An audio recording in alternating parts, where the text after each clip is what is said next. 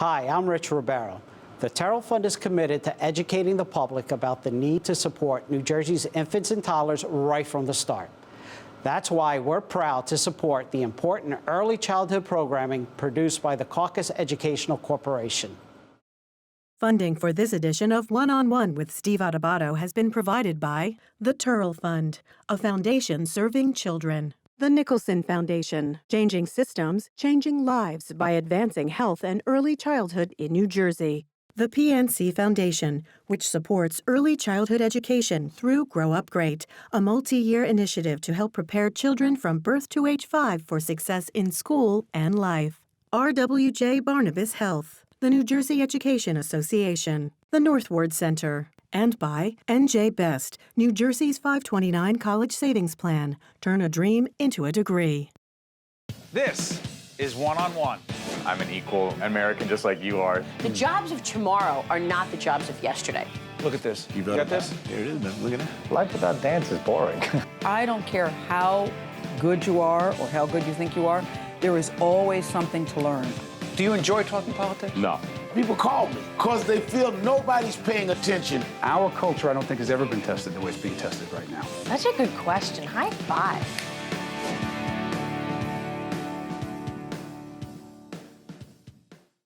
Hi, I'm Steve Adubato. More importantly, this is Right from the Start NJ, an ongoing series of programs, but it's so much more than that. It's a campaign, it's an initiative to talk about the things that affect infants and toddlers and also prenatal care as well. Infants, toddlers, birth to 3, everyone's responsibility. There'll be Right from the Start NJ website that's up constantly. Go on that site, get valuable information. It makes a difference. So the panel that we've been talking to, we're going to get right back into this. Jennifer Santana, when we left this last conversation from Right from the Start, I wanted to get into the economics of this, okay? But before I do economics of childcare, who's paying for it? How much should we be paying as a society, as a state, as a federal government? But Doctor, you mentioned something I want to get into, and it's important for everyone. You talked about having to do with parents and their responsibility and their role as it relates to vocabulary building. I can say that. Yeah. Go ahead. That's correct. I mean, as I said before, children start to say words usually at a year of age. By 2 years, they're saying 50 words. And you already heard about the gap between the children of affluent parents and those that aren't. But there's a program called Reach Out and Read that was... Reach Out and Read. Yeah. It'll be on our website Right from the Start NJ. Go ahead. Yeah. It was established over 30 years ago out by a pediatrician out of Boston. And he made a determination that if you start to read to children at the age of 6 months, and when you go for your regular visit, you get a book, and it's language specific, that you can eliminate the disparity in terms of the vocabulary of children that are poor versus children that are affluent. And what it takes is reading on a regular basis to your children. And anyone can do that. Anyone. So you're saying, look, there are certain socioeconomic factors that impact the ability of a parent or both parents to pay, right, for quality child care, but there's no limitation to the ability to read? I think that that's exactly correct. And right now, they've sort of amplified it. I've seen reaction. Yeah. Joe, then I'll come back to you. Kaitlin, go ahead. Joe, go. Well, I mean, there are limitations if parents of that child have limited education background themselves, if they have 3 jobs, if they have limited English, you know, things of that sort. So I think the 2 things that, you know, that we're talking about here are the type of attention that child is getting in the center and that center engaging with the parent to bring that parent along so that that parent knows how to engage with the child at home. Those 2 things are critical. You mean teaching parents to be better parents? Sure, parenting education is critical. I mean, I think for everybody, not just for impoverished parents, but where do we go for this? So say someone goes on our website, Right from the Start NJ, like what? Go here you're shaking your head to learn to be a better parent, Kaitlin? Absolutely, absolutely. Break it down. Well, because we go to class to learn how to drive a car. We don't go to class to learn how to be a parent. It just shows up. And then assume? Yes, and I think also it's thought of as a skill to be taught, and it's a relationship to be grown into over time. There are definitely places you can go to get new information about how to be a parent, but this is a relationship that you engage with. And sometimes what happens is that when you go learn all this information that you can find online, it starts to overwhelm families if they have access to that. At the end of the day, your relationship with your child is actually the thing that's the best teacher. I appreciate that, but let me play devil's advocate. So a parent is, or both, working a job, if they're fortunate enough to have a job, potentially working more than one job. The doctor triggered something here. Because I'm thinking to myself, what about the parents who say, I'm working, I'm hustling, I don't even like my job, but I'm staying at my job because I need the benefits and whatever it is, and they are stressed. They're at their wit's end. And then read at night. So I think the doctor's saying, yeah, that's right. But you have a responsibility to do those things, because if you don't, there'll be a price to pay for that child. I believe that's what you're saying. But what about for those parents who are saying, I can't do it? Beverly. So we ask parents to look at their schedule and just make some very small periods of time available. Break it down, some examples. So if you're working to 6 or 7 o'clock at night and you come home, you have to prepare dinner for your family. While you're preparing dinner or some time right after dinner, take 15 minutes and read a book to the child before they go to bed. I mean, that's very easy to do. It doesn't take a long period of time. I'm more concerned, though, about cell phones. I just want to bring that into the conversation because I see parents with their children now. The parent is on the cell phone, and there's very little interaction between the parents on the cell phone. Well, let's stay on this. As I said in our first segment, our daughter Olivia, who is 7 and happens to be with me at work today, and I will tell you, I know she's engaged and involved for a couple of reasons. And one of them, she likes to read, she likes to write, but the other thing is I know she has her iPad. And I know she's watching My Little Pony. And I know this morning, as we were getting ready to come here, she was watching My Little Pony. And I was saying, she's been doing that for a while. Question, how much screen time, right, practical advice for parents. I know it's easier for us when our child, and she happens to be 7, but talk about even younger, you know, birth to 3. If he or she is engaged and involved, Joanna, when do you call a timeout and say, no? I think it's so important. Because it is easier, isn't it? Well, it's so much easier to put the kid in front of the TV, hand them your phone, and what we know now about cell phones is they actually release dopamine in the brain that's similar to the way a brain responds on cocaine. So there are similar reactions in the brain for a child on a cell phone as there are for an adult on drugs. So the impact is very, very real. And as a parent, you do have to say, I'm sorry, but no. No is a hard thing when you could be doing something you need to be doing around the house. If you're bringing your child with you to work and you need to keep them quiet, whatever the situation, yeah, it's easier. But as parents, we do have to say no. And Doctor, stay on that. Doctor, is Joanna right about that? Yeah, I was hoping she wasn't, but she is. 15 years ago, I talked to you about this on weekends. You've been with us for over 20 years, and I asked, have I gotten any better at this? And what did he say off camera? He goes, yes, but your temperament is still the same. And that was not a compliment. I just want to clarify that. Go ahead, what were you saying? But I think, you know, the issue is it's extremely easy for parents to keep their kids quiet. Yes. By giving them some kind of electronic device. And what the children need and want is parental attention.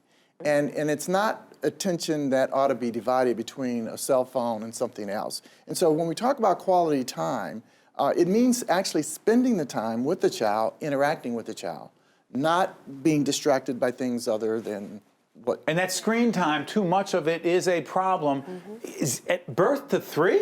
Yes. Yes. Okay, pick up your point, Joanna. Well, I'll come back it goes there. both ways too, because a lot of times you see parents, and I'm guilty of this as well, who come home and they don't shut off the job. So the parents are on the phone just as much and not engaging with their child. And how many times have my kids asked me a question and I'm doing this? Well, it's not like I send you emails after work hours. I just want to certainly clarify not that. you. It was other people. Your friends bothering you. It's my other boss. Let's not go there. Okay. But we're distracted by our technology, our handheld devices, Carrie, and you work like crazy. How do you? Well, I think what strikes me about this conversation is we on target? We're underscoring how it's not all or nothing, right? So as Beverly just said, we can do better incrementally, so we shouldn't be paralyzed by no screen time versus a ton of screen time. But how do we know how much is too much? Well, I think on the lower end to none is the better. But it's also about something that strikes me about the modeling. So while we're talking today, Joanna's bringing up, she might be distracted maybe she'd be less distracted if she understood the impact that screen time would have, because it would be more on your mind. And then if you reduce your screen time, you're modeling that kind of engaged behavior for your children. Even for a 2-year-old? Absolutely. Kaitlin, you buy that? Well, technically, under 2, the American Academy of Pediatrics will say no screen time at all. And if it's happening. When? Under 2, under age of 2. No, 0, none. That's Who says that again? The American Academy of Pediatrics. And they're good, right, doctor? So far. However, what they recently came out with some new guidance that, the reality is kids are going to be on screens. That's how we learn. I can see my young children walked up to a television once and went like this because they wanted to see it bigger. Like, that's not what the television does necessarily yet. So when a child might be on the screen, if it's in an engaged relationship that you have with your child. What are you watching? Tell me about that My Little Pony. What happened today to Starfire? Making sure that you engage with them. You know that character? I have young kids. I have an 8-year-old too. Yes, so you engage what they're watching so that it becomes an engagement and it's not just this blank one-to-one, because there is a difference between quiet, which we all said, keeping your kids quiet. We see it at the restaurants, right? That's right. There's a difference between quiet and calm. And in fact, what happens when you watch a screen is you're not neurologically calm. You're actually neurologically excited. Are you engaged? Sometimes, eventually, your brain starts to stop and not be engaged. So what happens is, even if you have to use screens, we all know we make concessions. We talked about, we talk about moderation, and everybody has to do what they have to do, particularly for parents who do work 3-4 jobs sometimes overnight. Kids they need to sometimes be quiet, but we have to also know that when they're looking at that screen, if we engage them, that's going to kick their brain back in from being sort of overwhelmed and quiet to now moving into calm and engaged. And yet, I got you, Joyce, here. And yet, one of the things that we also know is that even though I'm engaged with my child during screen time, that is not even as good as reading a book together. In terms of developing vocabulary, that engagement with screen time does not make nearly as much difference as if we were looking at a book together and talking about the book. That a little bit? Talk about that a little bit. I'm fascinated by the reading of books to our kids, as we've tried. My wife Jennifer and I try to read as much as possible. I often, and I'm sure our kids are irritated, not just by that, by a lot of things that I do, but I'll stop and say, "What does that word mean?" And they just want to go right past it. They don't want to stop. But I'm thinking to myself, if we're reading this book together, and you don't know what that word means, how would you know what this story is truly about? Is that part of our responsibility, as the doctor was saying before about vocabulary development, to stop, to say, what does that word mean, and then help teach? That's a pain in the neck to kids sometimes. It is, but you're teaching them inquiry, you're teaching them to be curious, you're teaching them to ask questions, and that is a huge part of the learning process. Okay, stay with us. I know there are more comments. This is Right from the Start, and Jay, I'm Steve Adubato. I promise you this, more valuable tips, tools, advice for parents, for caregivers, because that's what this initiative is all about. We'll be right back. To watch more One-on-One with Steve Adubato, find us online and follow us on social media. I'm Steve Adubato. This is Right from the Start. And Jay, thank you for staying with us. Continue to check out our website for important information. And one of the areas that you'll see information on the website about really deals with advice to parents and who are stressed. And you were saying before, Carrie, that we need to talk about breaking that stress down. What do we really mean by that? Well, tied back to the brain development and the system. You're saying 3 or 4 jobs, et cetera. What does that mean? Well, it matters if the people in the environment, the people that kids are around and the environment they're in is one of constant unhealthy or toxic stress. That's hurting children. And unfortunately, we're not supporting families in the other areas of life so that they are working 3 and 4 jobs. And similarly, the child care providers we're here to talk about, in part, are probably among the lowest wage workers. So there's an inconsistency in how we're valuing. It's interesting. You used the phrase toxic stress. And that phrase was used at the conference we did yesterday that Advocates for Children New Jersey held. And Dr. Arturo Brito from the Nicholson Foundation, who knows this stuff well, used the term toxic stress. And I was trying to figure out what's the difference between regular stress of doing what we do and toxic stress You want to take a shot? Oh, yeah, an example of it, too. Yeah, so we all have stress. Everyone has stress. The reason it becomes toxic is And when... by the way, and how is it related to infants and toddlers? Go ahead. Sure. So when we have a stress response, we have chemicals in our body that come up to get us ready to, if we see a threat, like we had a bear in the woods, we need to be ready for that. So we get our bodies ready for that. And then eventually the bear leaves and we calm down. But for people who are under stress consistently, those chemicals never have a chance to go away. And when they're in the body too long, they actually become toxic. Over time, they are actually reducing the life expectancy in our bodies. How is that relevant to the caring of infants and toddlers? Because of how important relationships are to infant and toddler brain development. And the reason relationships are important because kids don't know how to regulate their own emotions unless they're with a caregiver who helps them regulate. But if that caregiver is dysregulated consistently because of this stress in their bodies, it's harder for them to do that. But Jennifer, you were saying as it relates to caregivers that the way they are trained, how do they deal with that? Because caregivers in child care centers must feel some of this really bad stress as well. Am I going to have it wrong? Yeah, because a lot of the people who are caring for young children in centers and family child cares are among our lowest paid people. And as we talk all about right from the start, we know that this is the most important years. Why are they paid so little, by the way? Because society doesn't see it as a priority. Hopefully campaigns like this will start to show the public how important these years are. We pay third grade teachers much more than we pay this young. There was a recent article in the New York Times Magazine about how the most important years, the teachers are being paid the lowest.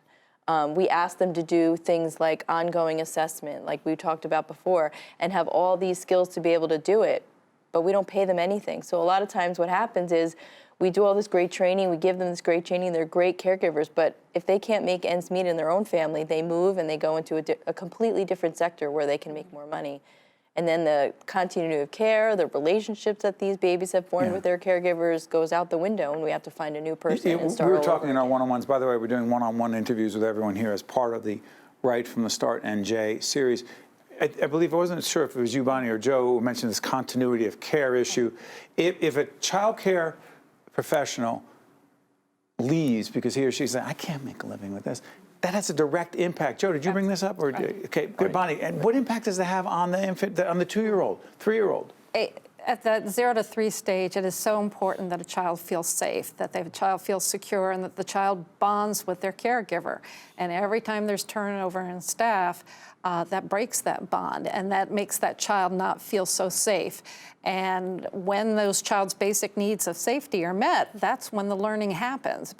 But if they're feeling insecure, they're not learning and they're not growing. So let's stay on this. This is not a series that simply talks about the problem. This is a series that attempts to propose some solutions, some remedies. What could and should the state of New Jersey, we have a new governor, as we do this program early in 2018, Governor Phil Murphy. And we believe he cares deeply about these issues. We believe some members of the legislature care deeply about these issues. How would they take that concern and care, Joe, and implement that in terms of real public policy that changes can you mandate what child care professionals are paid? Well, we have mandated it through Abbott Supreme Court decisions, but I think that this is makes not a reference to a state Supreme Court decision involving, I believe, 31, if I'm not mistaken, school districts disproportionately urban. And what does that have to? And the state funding that must go to those districts to attempt to equalize, if you will, based on the 1947 Constitution about education in the state. What does that have to do with 0 to 3? So I think what we have seen is the impact of that investment in preschool, and has made a tremendous difference in moving kids along their development and making them kindergarten ready. What we've talked about here in the early years of life, where the care and attention is so important, so that by the time they're 3 years old, there's not a disadvantage already built in as well. So the same type of policy, or actually budget type of consideration. I think it's not just policy. Obviously, to implement policy, you got to put money behind it. So I think we're really talking about what is the budget allocation towards birth to 3, as well as towards preschool education.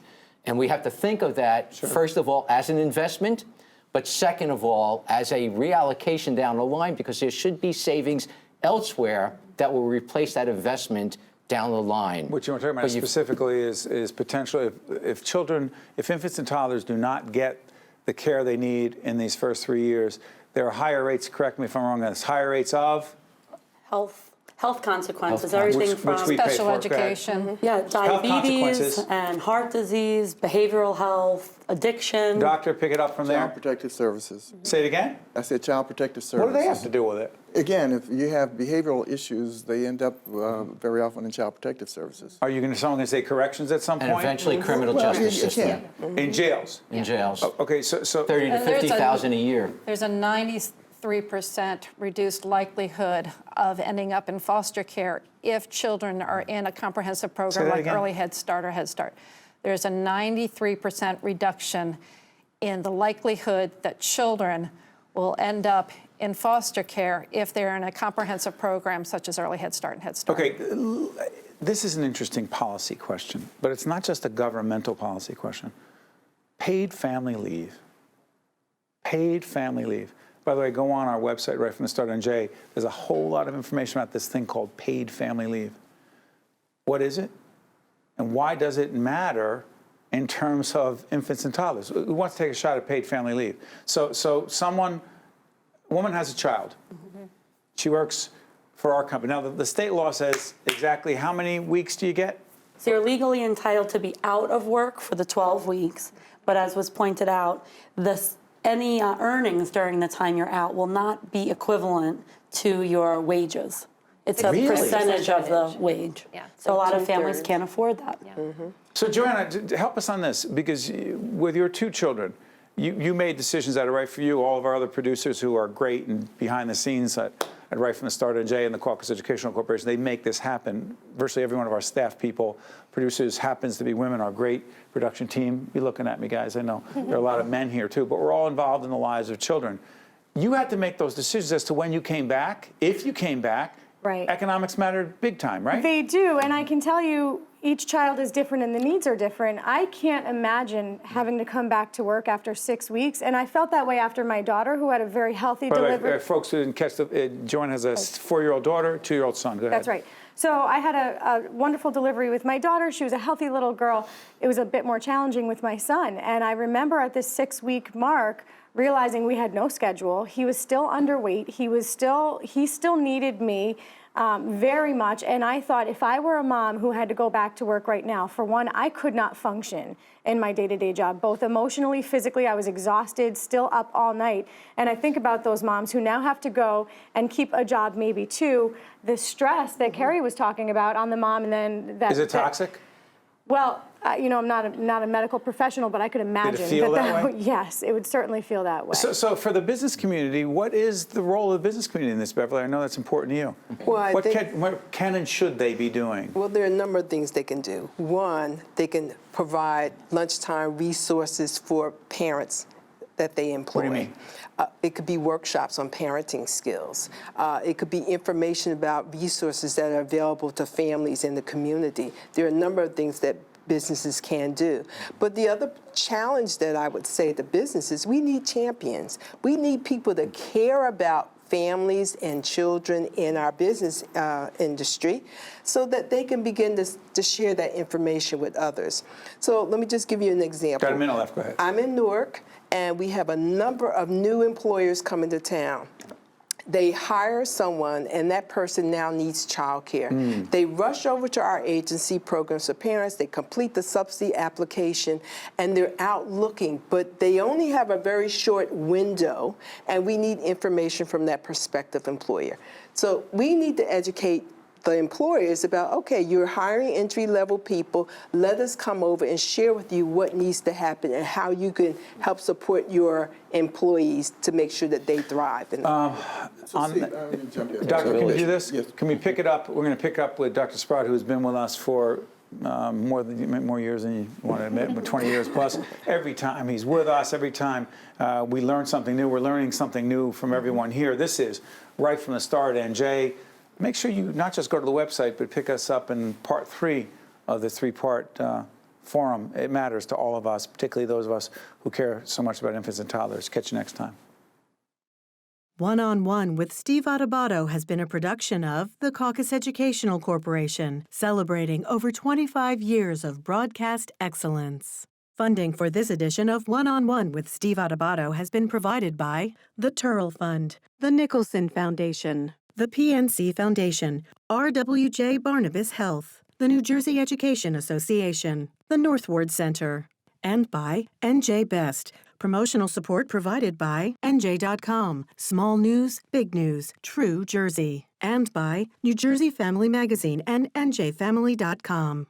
Transportation provided by Airbrook Limousine, serving the metropolitan New York, New Jersey area. Education begins at birth. The brain develops most rapidly from birth to age 3, when critical skills are developed. Parents are the first and best teachers for their children, but for those like me who work, finding quality, affordable childcare can be challenging. But children have the greatest opportunities for success when they learn and have positive interactions with their caregivers. Because learning doesn't start in the classroom, it starts in the cradle.